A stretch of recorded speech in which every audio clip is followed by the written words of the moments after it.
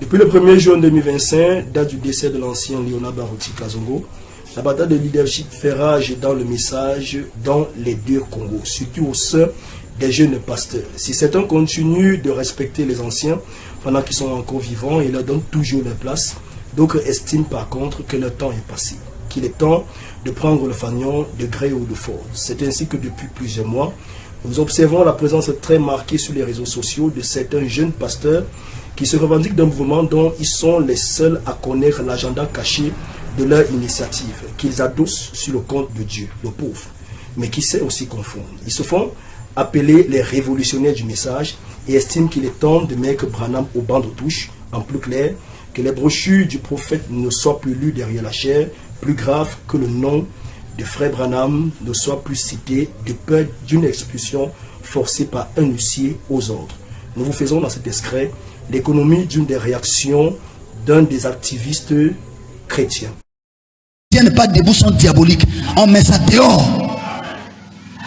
Qui peut dire Amen? Amen. Cette chair ici est sacrée. Amen. Si un prédicateur, même vous les prédicateurs qui êtes ici, suivez ça les hommes de Dieu. Si vous montez ici à la fraternité pour prêcher, votre frère Bidézer vous donne la chair ici. Prêchez-nous Jésus-Christ. Ici on ne prêche pas Branham. Si vous prêchez Branham, les techniciens vont commencer à arrêter le micro. Vous allez comprendre que le son est off. Vous allez crier son micro. Après, vous n'allez pas faire 10 minutes. Un huissier va venir vous dire, monsieur, quittez la chair. Une église, une maison qui n'a pas de règles, qui n'a pas de loi, n'est pas une maison. Ça, c'est les lois que nous avons ici. Si vous venez prêcher, prêchez Jésus-Christ, présentez notre messager. Pour eux, il faut désormais dire du haut de la chair, Jésus dit que. Ils sont d'une insolence caractérisée vis-à-vis de certains anciens ou d'un amour empreint d'hypocrisie pour ce qui est des anciens de renom. Ils vont plus loin, selon eux, il est l'heure de ramener la Bible au centre des préoccupations quotidiennes des chrétiens et d'éloigner le message de ces derniers. Ils indiquent par ailleurs que le prophète avait pour guide absolu la Bible, c'est donc elle qui doit dominer dans la vie des chrétiens. Ils oublient ou peut-être ignorent que le prophète est l'interprète divin de la parole de Dieu et que la Bible est une forêt dense dont l'exploitation nécessite forcément la présence d'un guide, lequel est le prophète. Face à toute cette prise de position, des réunions ont été organisées dans l'église d'un certain activiste musicien de Brazzaville, pasteur, également pionnier de ce mouvement, très en vue d'ailleurs sur Facebook. Ceci dans le but de peaufiner leur stratégie. Entre membres de cette nouvelle fratrie, formée dans le message de William Branham au Congo-Brazzaville, on se soutient. Le soutien le plus visible est celui fait à l'endroit d'un confrère pasteur de Kinshasa qui avait longtemps soutenu que le mariage interracial est scripturaire, contrairement à l'enseignement de William Branham qui estime et persiste dans la brochure Condamnation par représentation au paragraphe 137 que la race brune se marie avec la race brune, que la race noire se marie avec la race noire.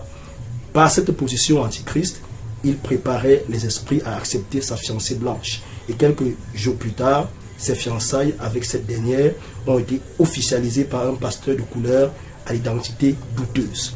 Suite à ceci, ce dernier va recevoir un soutien derrière la chair par une vidéo diffusée sur Facebook de son ami pasteur et artiste musicien de Brazzaville. Ce sont ces deux, additionnés à quelques fusqués qui cherchent les erreurs du prophète et comptent les corriger. Pourquoi mal le dire? Ce sont eux qui prétendent pouvoir corriger le prophète William Branham sans en être inquiétés. Par ailleurs, dans leur quête de pouvoir, ils cherchent aussi des parrains. Par des manigances savamment orchestrées, le fils de l'ancien récemment décédé et établi pasteur s'est fait avoir par leurs yeux et a décidé de leur servir de parasol ou au mieux de couverture. Certainement que ce dernier, appâté par les propos de son défunt père, qui aurait dit à cet artiste musicien le coinçant contre le mur dans son bureau, mes ennemis seront tes ennemis, ils t'attaqueront, mais comme ils ne m'ont pas vaincu, ils ne te vaincront pas. Reste à savoir si c'est vrai. En revanche, tout à côté, deux pasteurs sortis de l'ombre, grâce à leur talent dans le domaine musical, ont décidé de faire honneur au message de l'heure en élevant son message pour notre jour.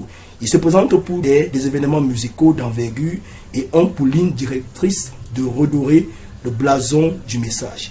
Ils sont de la République démocratique du Congo et estiment que le message de Frère Branham, c'est la parole de Dieu pour notre jour.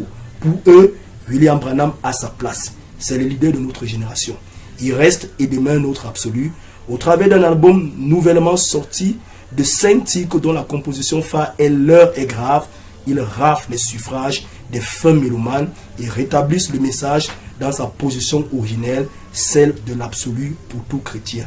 C'est ce genre d'initiative qui est de bon augure, car l'heure est vraiment grave.